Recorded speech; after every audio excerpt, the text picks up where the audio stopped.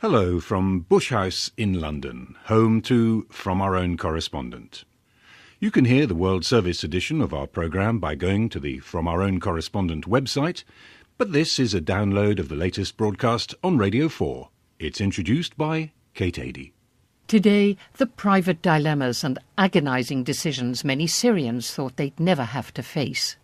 There's another anti-Putin demonstration in Moscow, but 700 miles to the south, they're still promoting the cult of an earlier leader, the Empress Catherine the Great. We hear about the Japanese fisherman who decided to sail his boats directly towards the incoming tsunami. And as the BBC prepares to move out of Bush House in London, we hear one correspondent tell us why, for him, the building has special memories. Two new diplomatic initiatives are getting underway this weekend aimed at stopping the violence in Syria. The former United Nations Secretary-General Kofi Annan is trying to broker talks between the al-Assad government and the rebels who want its downfall. And a Chinese envoy begins a tour of the region tomorrow. Activists in Syria reported more deaths yesterday as opponents of the regime clashed with security forces after Friday prayers, and more senior military figures have been defecting to the opposition. But away from the hard news, the revolution is making families across Syria address all sorts of difficult decisions. Owen Bennett-Jones has been listening to some of their stories. She was drinking Guinness in a bar in Dubai. A Syrian revolutionary on a weekend break, taking time out in the five-star hotels. Small and smiley, she fizzed with energy as she spoke of the running battles on the streets. She stood out amidst the languorous, slightly drunk expats, mostly men, downing their scotch and beers, half an eye on a rugby match showing on a screen the size of a house. I go to protests every day, but my husband is more cautious, she said. He holds back. We just got married. I thought I knew him, but now... I hope I live with him for 40 years and we have children. Maybe. But I'm not sure anymore. I don't know what to do. A revolutionary dilemma. Here's another. Again a young Syrian on a trip to Dubai. For months now I've been in Syria, constantly active on the streets, taking pictures and putting them online, she told me. When I came here a few days ago, I met up with some Syrian friends who live here. I'd been on the plane, so I didn't know what was happening. I asked them. They said they didn't know. But what's on the news? They said they hadn't seen it today. They only watch it from time to time. They'd been shopping. It was a shock. I'm risking my life there. I could just stay here. She read a text on her phone and sighed. Another friend has been arrested, she said. She shrugged her shoulders as if it was nothing. But she looked sad and worried. So did the man who could not go back to Syria for his mother's funeral. Wearing a T-shirt and navy baggy shorts, he might have been a tourist. In fact, he was an artist now living in exile. His images are considered anti-system, and his name was on a list that meant he'd be arrested at the airport. As he talked about his mother, he wept, shook his head, and then broke off the narrative, walking away in despair and grief. A lot of Syrians are crying at the moment. Then there was the Syrian who's still active in Damascus, but has sent his family abroad. A slim, grey-haired man, his lined face an outward sign of the time he spent as a political prisoner. Now an opposition politician, his life is clearly at risk. He got his family out, but it wasn't easy. His 13-year-old daughter wanted to stay. He told me how he tried to persuade her she'd have to go. I said to her, we need to get some passports. She asked why. I said maybe we'll go on a summer holiday. But her recurrent question was why are the other school kids not getting passports, getting visas and so on? Every time I made up some reason or another. Once I told her maybe because the others can't afford to get passports and go on holiday. I lied to her. I took up the option of being a lying father rather than being one who risks his daughter's life. When the time came, and she had to face up to the fact that she'd be leaving her father behind, she said, "What will happen to you will happen to me. We're sticking together." And I just paused, and I thought, am I doing the right thing? Is this beneficial for my country or not? Am I under the illusion that I can help my country? It's a difficult equation. Am I preferring my fellow countrymen to my own family? Finally, a cartoonist. I first met Bashar al-Assad, he told me, in 1996, before he was president. He came to one of my exhibitions. He actually laughed at some of the cartoons. specifically at those targeting security personnel, and he had a bunch of them with him, and he turned to them and said, "Hey, he's making fun of you. What do you think?" He took my phone number, and we met often, twice a week at times. He admired my courage. He wasn't used to listening to opposing views. He wanted to listen to me. He'd come to my place, I'd go to his.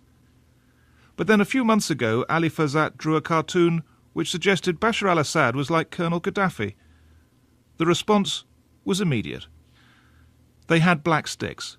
One of them was telling the other, "Keep beating him on his hands so he can't draw any more." Was it a direct order from the president, I asked. I don't know. Would you meet him again? No, I was born to be a cartoonist, to oppose, to have differences with regimes that do these bad things. This is what I do. And the doctor says I can be drawing again in 10 to 15 days. That's Owen Bennett-Jones. Tens of thousands of protesters have been gathering in Moscow this morning for another demonstration against Vladimir Putin. It's the first one since last weekend's election, in which he secured a third term as Russian president. The result has clearly done little to diminish the determination of those angry at Mr. Putin's long era of political domination. Russia, of course, has a tradition of autocratic leadership. Tim Hewell's been to the city of Krasnodar to see if there are any lessons to be learned from what's known as the golden age of the Russian Empire back in the 18th century. Catherine the Great is the Russian empress about whom foreigners tend to know mainly smutty things. But her exploits in bedroom or stable are less important to Russians than her achievements in pushing out the frontiers of their state. Wider still and wider were its bounds set in the late 18th century as her Cossack warriors routed the Turks and tamed the steppe that stretches to the sky, white in winter, black in spring, gold in summer, behind the palm trees and sand of the Black Sea Riviera. Imagine a Russian Oklahoma bordering a Russian Florida, breadbasket and playground combined, and you've got some idea of the territory Catherine christened New Russia. At its heart she planted a new town, named naturally after herself, Yekaterinodar, Catherine's gift. And at the heart of that city today, her bronze likeness stands triumphant and imperious, supported by the adoring mustachioed figures of the Cossacks to whom she gave free rein. I gazed up at Catherine on my way to meet the new master of the territory, the regional governor Alexander Tkachov, tall, rangy, vigorous, a modern Cossack. He's surely the kind of man who would have taken her fancy. And no one's done more than Governor Tkachov to promote the cult of Catherine. He put up the statue to replace the one pulled down after the 1917 revolution. And he wants the old name of the city back to replace the politically correct Krasnodar, from the word for red or beautiful, that it became under communism. Catherine's gift. What more fitting name for a region that's thrusting forward again as it thrust under that mighty empress? Governor Tkachov's fiefdom was listed by Forbes magazine as the best place in Russia to do business. It has, it said, the highest number of shopping malls per head of the population of anywhere in the country.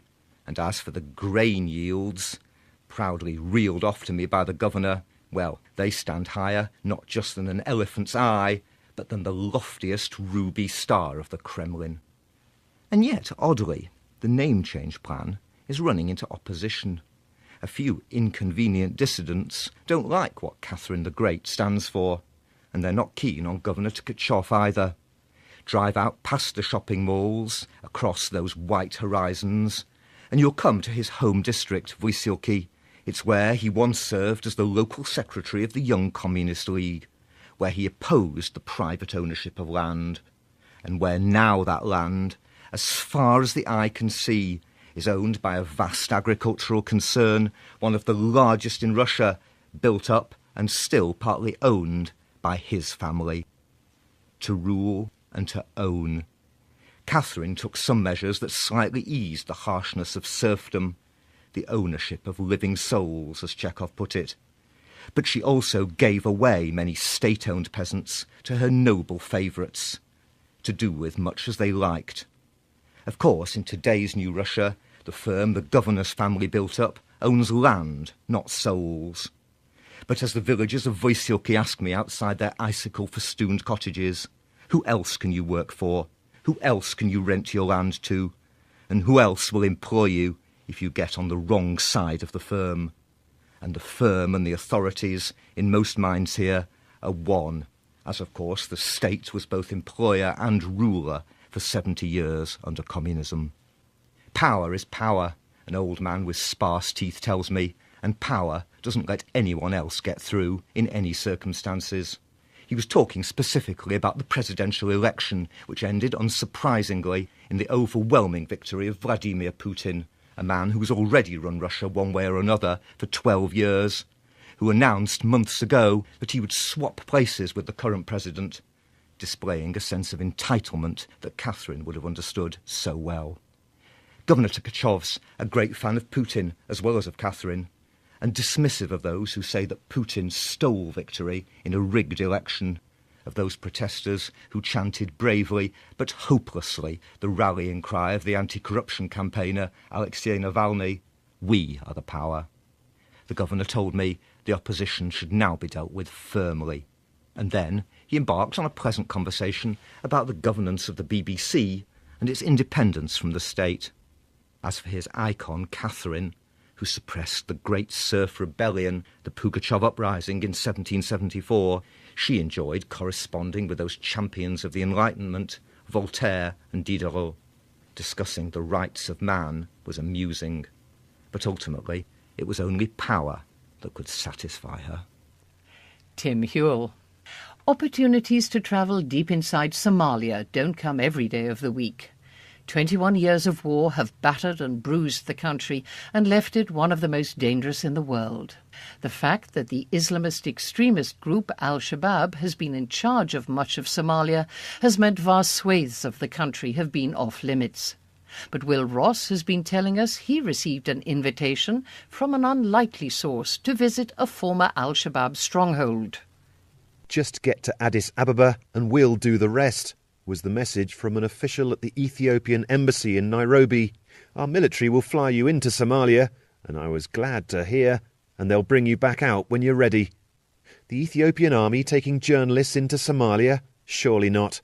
With a history of animosity between the two countries stretching back generations, Ethiopia has in the past, shall we say, stayed a little mum about military incursions into Somalia. Even when dozens of eyewitnesses have counted the armoured vehicles rolling through Somali villages, "We are not there," has been the predictable mantra from the government. But that game of hide-and-seek is hard to keep up as the weeks go by, and even downplaying the scale of the operation becomes quite impossible when you've just captured Somalia's third largest city. At that point it makes more sense to thump the chest and show off a military success, hence the invite. Once in the Ethiopian capital, another instruction: make your way to Gode and we'll fly you in from there.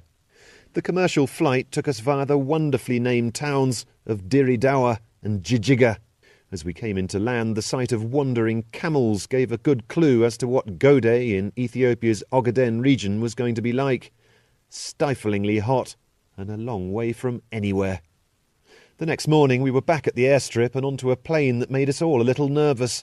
A beaten-up-looking twin otter from the 1980s. We were off to the Somali city of Baidoa, which until just a few days earlier had been in the hands of the Al-Qaeda-linked Al-Shabaab. The group's extremist interpretation of Islam has led to stonings and beheadings as punishments, whilst it's banned music, football and even food relief during the recent famine. It's also threatened reprisals against the West. Sensing a growing danger, several countries in the region have sent in troops to join an African Union force, also trying to fight Al-Shabaab. The dark red Ethiopian berets were on display at Baidoa's airstrip, with tanks and heavy artillery in position. We were taken to what had been the headquarters of the Al-Shabaab fighters, a former governor's palace, which, like all the other buildings in the area, showed the deep scars of 20 years of conflict in Somalia. Nearby were several four-wheel drive vehicles with machine guns mounted on the back. The militants must have left in a hurry to abandon these machines of war. We were introduced to elders of the city, wearing intricately embroidered Muslim caps and scratching their bright orange henna-dyed beards. Al-Shabaab colonised us for 3 years and 12 days. So many of us were killed, and they forcefully recruited our children, said one of them, Mwalimu Ali, thanking the Ethiopian soldiers and urging them to stay. Rewind the clock 3 years and it was a different story. The Ethiopian army had moved in then as well to oust another Islamist group that had swept to power. But that group had wide support amongst Somalis, and when civilians were killed by Ethiopian shells, the whole operation became a despised invasion. People cheered on the streets when the Ethiopians went home. We drove past women selling watermelons and bread from wheelbarrows.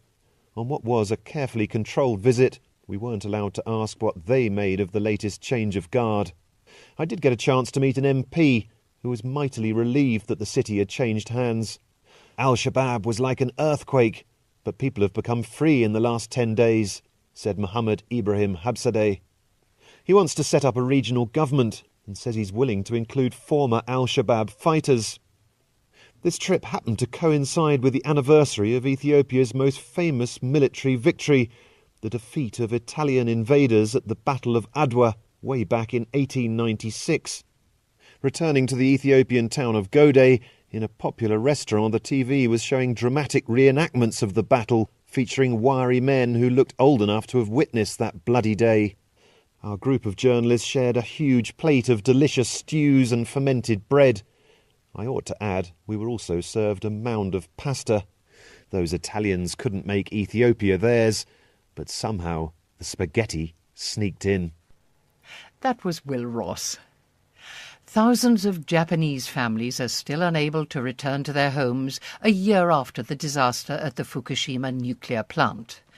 An exclusion zone is still in place, and while the Japanese authorities have been praised for the efficiency with which they've set about reconstructing the area, there's still little prospect of these families being allowed to go home soon. The power station is in an area which was featured in the work of the 17th century Japanese poet Matsui Basho. Julian May's been following in his footsteps and also meeting some of the people whose lives were altered forever by the events of March the 11th, 2011. As we speed through the ruined streets of the fishing port of Ishinomaki, I hurriedly adjust my view of Zen Buddhists as quiet, enigmatic contemplatives. I'm struggling to keep the rear lights of the Reverend Shoku Karamura's 4x4 in view as he hurtles past houses shattered by the tsunami a year ago and empty plots where they were washed away. Kawamura, a stocky monk in his 60s, spends much of his life meditating, but he's a man of action. He's just recorded his radio show.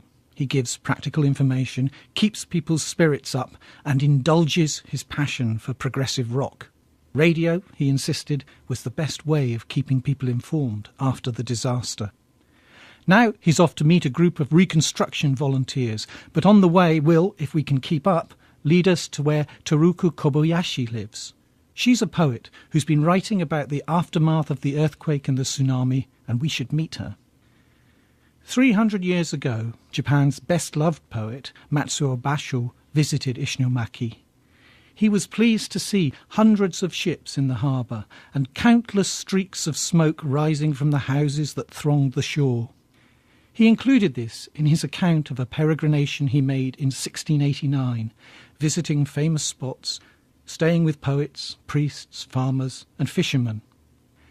This travelogue, The Narrow Road to the Deep North, is a classic of Japanese literature, known by everyone in the country. Ishinomaki is one of several places Basho visited, whose names have become familiar because of the disaster: Fukushima, Sendai, Shiogama.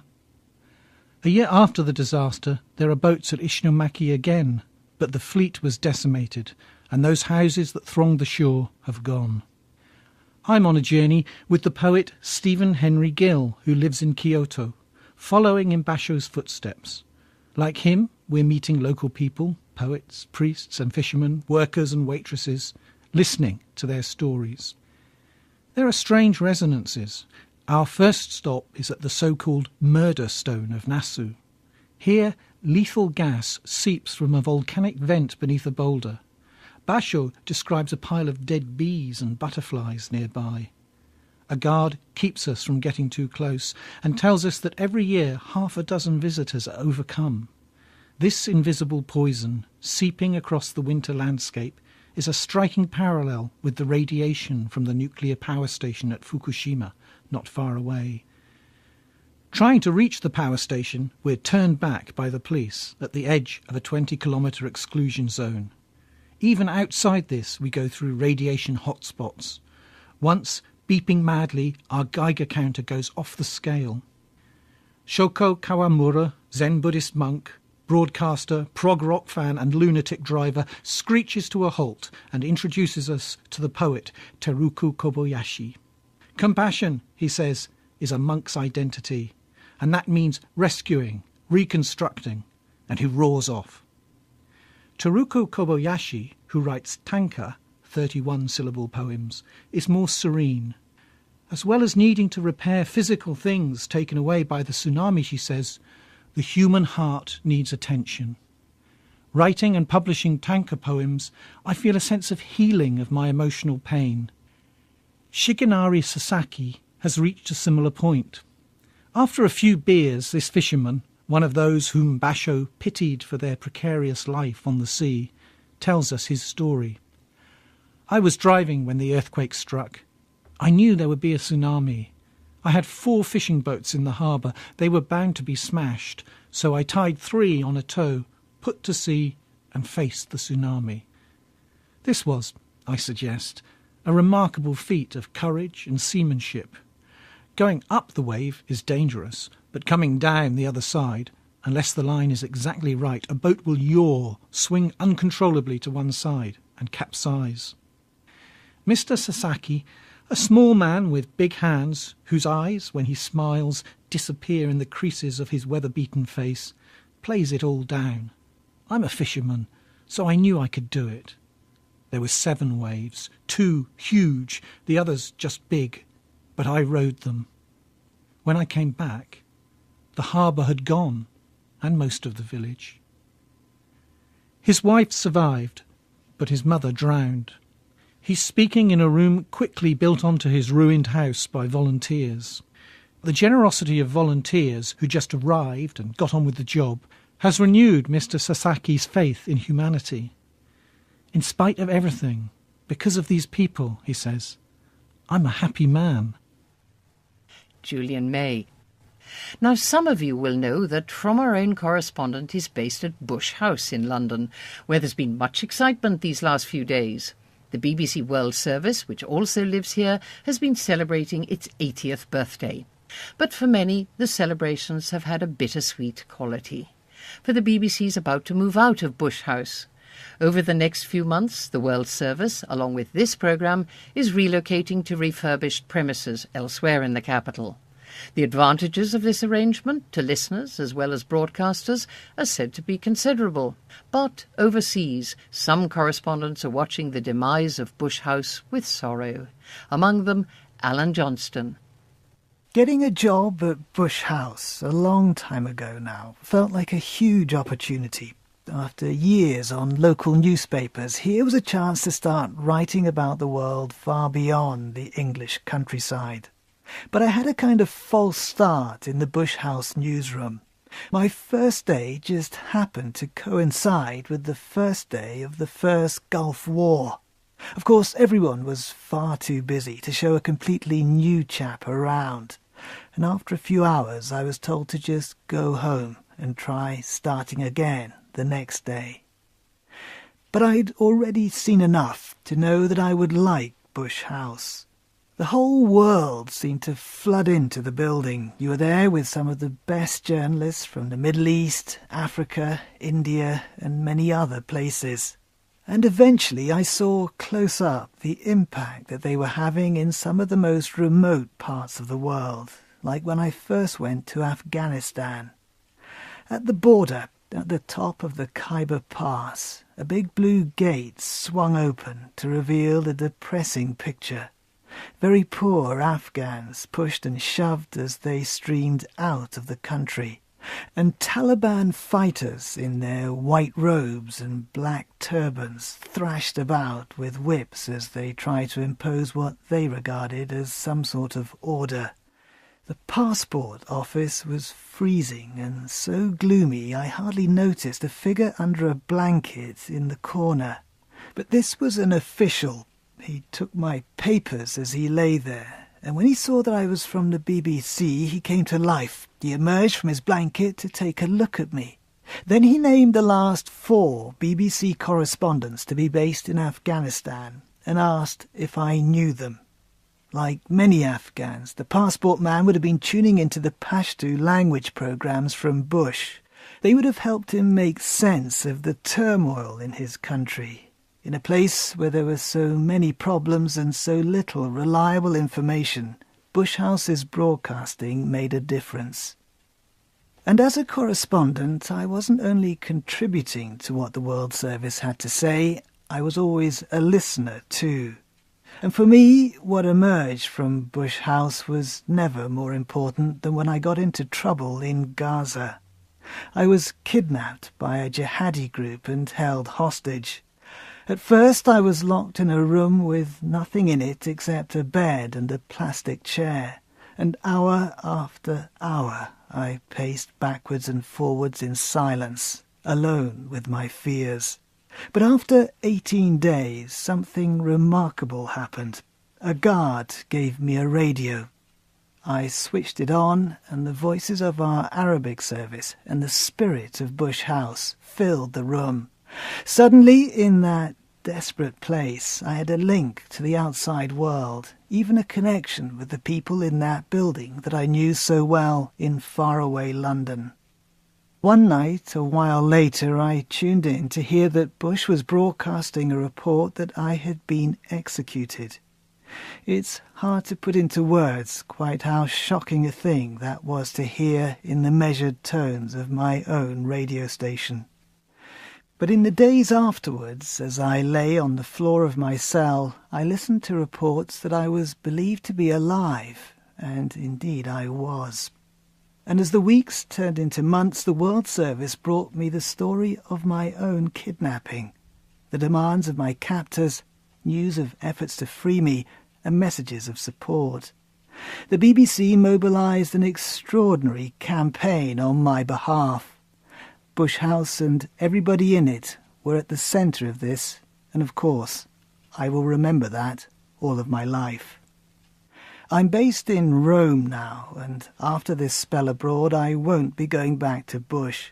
The World Service is moving out. Its work will carry on, but it'll be broadcasting from another building in central London. And I guess, over time, I'll get used to the new place. But I'll miss Bush House. To me, it always felt like very much more than just an office. It's never easy moving house. Alan Johnston there with Home Thoughts from Abroad and bringing this edition to a close. I'll be here again on Thursday and Saturday next week with more from correspondents around the world. Do join us. Goodbye. Syria reported more deaths yesterday as opponents of the regime clashed with security forces after Friday prayers, and more senior military figures have been defecting to the opposition. But away from the hard news, the revolution is making families across Syria address all sorts of difficult decisions. Owen Bennett-Jones has been listening to some of their stories. She was drinking Guinness in a bar in Dubai. A Syrian revolutionary on a weekend break, taking time out in the 5-star hotels. Small and smiley, she fizzed with energy as she spoke of the running battles on the street. Hello from Bush House in London, home to From Our Own Correspondent. You can hear the World Service edition of our programme by going to the From Our Own Correspondent website, but this is a download of the latest broadcast on Radio 4. It's introduced by Kate Adie. Today, the private dilemmas and agonising decisions many Syrians thought they'd never have to face. There's another anti-Putin demonstration in Moscow, but 700 miles to the south, they're still promoting the cult of an earlier leader, the Empress Catherine the Great. We hear about the Japanese fisherman. She stood out amidst the languorous, slightly drunk expats, mostly men, downing their scotch and beers, half an eye on a rugby match showing on a screen the size of a house. I go to protests every day, but my husband is more cautious, she said. He holds back. We just got married. I thought I knew him, but now... I hope I live with him for 40 years and we have children. Maybe. But I'm not sure anymore. I don't know what to do. A revolutionary dilemma. Here's another. Again a young Syrian on a trip to Dubai. For months now I've been in... Who decided to sail his boats directly towards the incoming tsunami. And as the BBC prepares to move out of Bush House in London, we hear one correspondent tell us why, for him, the building has special memories. 2 new diplomatic initiatives are getting underway this weekend aimed at stopping the violence in Syria. The former United Nations Secretary-General Kofi Annan is trying to broker talks between the al-Assad government and the rebels who want its downfall. And a Chinese envoy begins a tour of the region tomorrow. Activists in Syria are constantly active on the streets, taking pictures and putting them online, she told me. When I came here a few days ago, I met up with some Syrian friends who live here.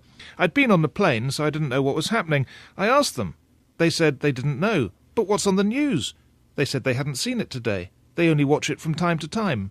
They'd been shopping. It was a shock. I'm risking my life there. I could just stay here. She read a text on her phone and sighed. Another friend has been arrested, she said. She shrugged her shoulders as if it was nothing. But she looked sad and worried.